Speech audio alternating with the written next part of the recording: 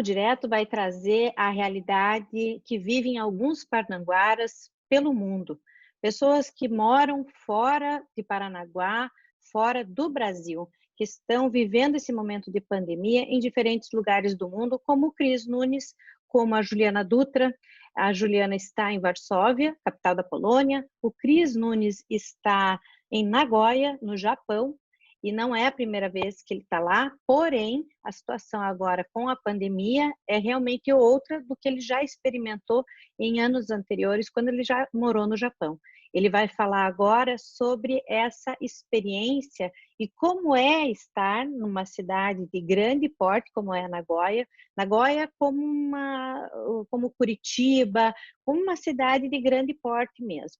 E, inclusive, agora começa a sentir a retomada da onda, a segunda onda tão temida do coronavírus, porque o Japão passou por uma situação delicada, teve um momento do seu pico, né, com relação ao Covid-19, acalmou, conseguiu manter nos últimos meses com uma certa tranquilidade o coronavírus sob controle, porém, principalmente agora, a onda voltou, está forte em Tóquio, que é uma metrópole, né? E ali, inclusive, muitos jovens tendo o Covid confirmado. E em Nagoya, inclusive, né, um dia antes da entrevista, já mais 40 casos de pessoas com Covid-19 foram confirmadas em Nagoya, na cidade onde o Cris Nunes mora. Vamos falar direto com ele agora. Cris, muito obrigado por ter aceito o convite para participar aqui do nosso programa. Você é parnanguara? Sim, Paranaguá. Você me diz onde você morava aqui em Paranaguá? Então, eu moro no Parque São João. Uhum. Minha família está aí ainda. Quanto tempo você está no Japão? Então, essa é a minha segunda vez aqui, né? Eu já vivi aqui 5 anos, né? 2004, 2009, aí retornei ao Brasil. Fiquei um período aí e cheguei em outubro aqui. Ano Aí, passado. há 8, 9 meses, né? 8 meses, né? 9 meses já. E como é que foi? Por que você decidiu voltar para o Japão, no caso? Para daí a gente ainda começar a falar e entender, saber como é que está essa situação da pandemia, mas como é que foi esse retorno? Então, tipo assim, quando eu voltei a primeira vez, tipo,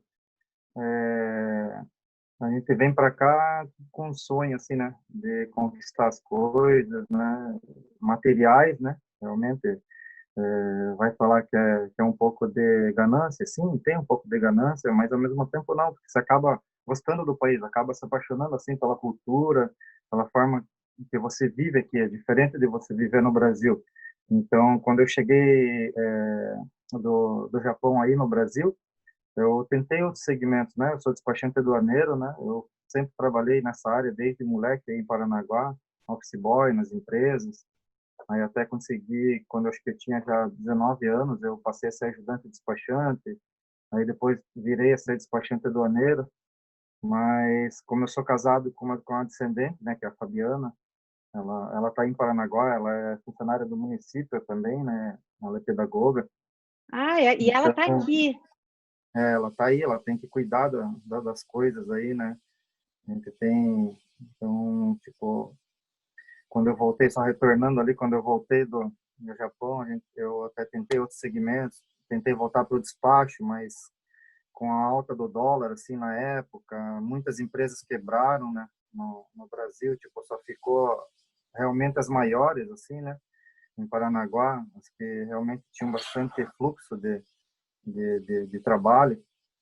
Aí não deu certo, e tentei, fiz curso em outras áreas, assim, daí, tipo, trabalhei um pouquinho, aí o que a gente conseguiu, que a gente comprou a nossa casa aí, né, que foi, assim, 5 anos que a gente ficou aqui, a gente começou a batalhar, aí eu entrei como sócio em uma cooperativa da cidade, aí eu fiquei nela por 8 anos, aí em 2014, 2016, eu acabei saindo não fazendo mais parte do quadro de associados, né? e resolvi tentar a vida como autônomo novamente, né? Aí a gente vai batalhando um pouquinho, e até estava dando certo, né? Mas desde que eu voltei do Japão, assim, em 2009, sempre senti saudade daqui, porque é diferente para quem sai do Brasil, para quem sai de Paranaguá, para tentar uma vida fora, raramente, tipo, vai se acostumar novamente com a vida que você leva aqui. Por mais que aqui a gente não tem luxo. Eu moro hoje numa kitnet aqui, mas vivo bem, sabe? Ainda, como a maioria dos brasileiros que tem aqui em Nagoya, tem alguns brasileiros que na época, acho que 2005, vieram para cá, que moravam em outra cidade, daí eu até dei uma força para eles também, virem para essa cidade, e aqui, assim, eles foram trazendo seus parentes, né? E conseguiram, estão bem aqui, graças a Deus, né? Estão batalhando, estão trabalhando, adquirindo suas coisas. E me diz, quando você falou assim, eu senti saudades, né? E de repente, claro, de repente deve ter somado a situação é, da profissional, né? Sim, E a aham. decisão por voltar. Do que é que você sentia saudades? Daí, no caso. Daqui, nossa, tem tanta coisa, assim, sabe? Que você, que tipo, tudo, na realidade, assim, o Japão é tudo mais fácil, na realidade, né? Que por mais que quando você é jovem aqui, tipo, até 16, 17 anos, tipo, você só curte, né? Então você tem seu pai e sua mãe, mas a partir do momento que você completa, tipo, 18 anos, que você já pode ingressar na área de trabalho, aqui, tipo, o país abre a porta para você. Pelo menos naquela época tava mais fácil, né? Tava, tipo, você podia entrar numa empresa hoje, você não gostou da empresa, não gostou do trabalho, porque assim, a carga horária é grande, o cansaço é grande, porque tem a grande maioria é fábrica automobilística aqui no estado que eu moro, principalmente. Eles que fazem, tipo, a distribuição de carros, assim, vamos falar pelo globo, né? Marca Toyota, Uhum. Mitsubishi, assim, produz muito aqui em Aitken, né? No estado que eu moro é Aitken, a cidade de Nagoya. Então, tipo assim, é muito fácil de você, não quero trabalhar hoje aqui mais nessa empresa. Então, você tem uma vasta lista, que, tanto pela internet ou pela revista ou pelo jornal, né? Tipo, brasileiro, que tem muito, assim, né? A comunidade é muito grande aqui no Japão. Então, você consegue trocar de emprego fácil. Então, você é jovem, então aqui a gente fala uma palavra assim, tipo, jovem é como se fosse bico no Brasil, entende? A gente chama de arubaito.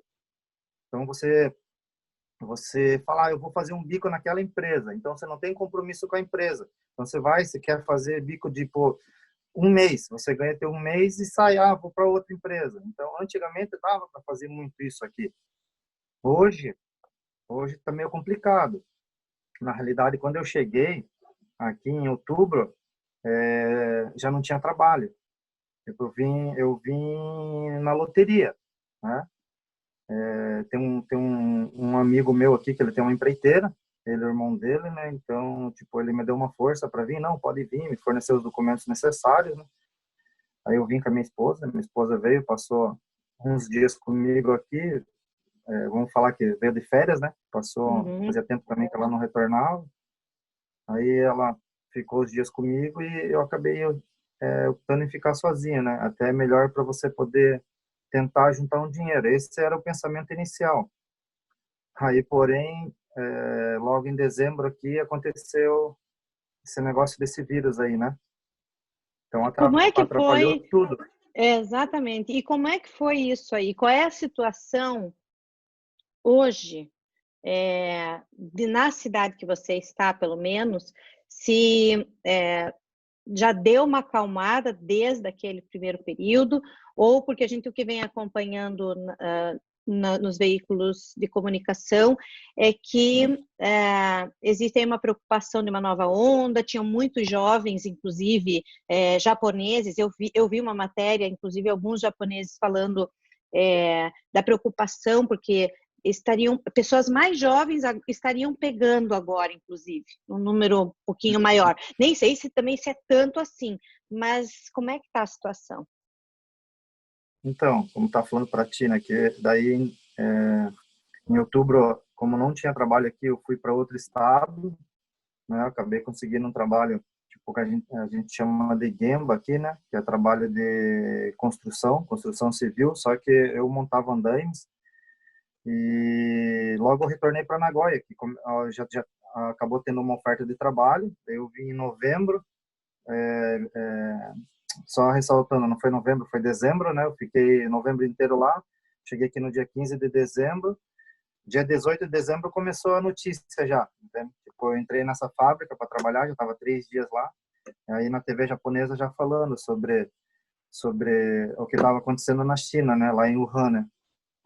Então, tipo, mas até o entanto assim não era um alarme muito grande, né? Porque falava, vai demorar para chegar aqui, eles vão conter a situação lá, né? Mas como a gente tipo assim, é brasileiro, de vez em quando tem aquela superstição da gente falar, cara, tudo produzido em laboratório, eles mesmos fizeram, eles mesmos vão ter que resolver, né? Então, tipo, não demorou muito, acho que uma semana, assim, o negócio já foi se alastrando muito grande lá.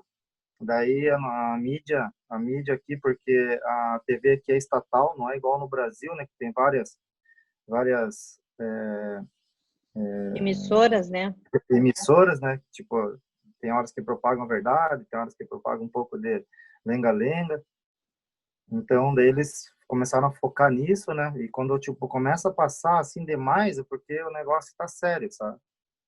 Então, toda vez que a gente só tinha notícia ou pela internet, na hora dos nossos intervalos que a gente ia ver, ou na hora do almoço ou da janta que a gente ia assistir a TV, né? Que tipo tem no restaurante da empresa. Então, deu já, tipo, quando realmente o negócio começou a ficar sério, eu liguei no Brasil, daí falei, ó, seguinte, tá acontecendo assim, assado aqui no Japão, começa a correr atrás de máscara já, começa a correr atrás de álcool em gel, e tomar todo o cuidado possível. Daí até minha esposa falou, pô, mas será? Eu falei, não, cara, vai o mais rápido possível. Eu tenho alguns amigos médicos, né, o Lucas, o Charles Dominicis, eu falei com o Charles também, Charles, cara, tá assim assado, o cara começa a correr atrás das coisas aí, daqui a pouco a notícia dele, eu também já fiquei sabendo, né, então, e a gente começa a propagar a notícia.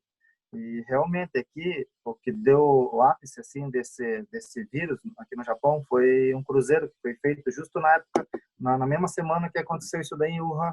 E esse cruzeiro japonês parou na cidade de Wuhan, né? Uhum. E por sei lá, a palavra para isso assim, né? Uma infelicidade, né?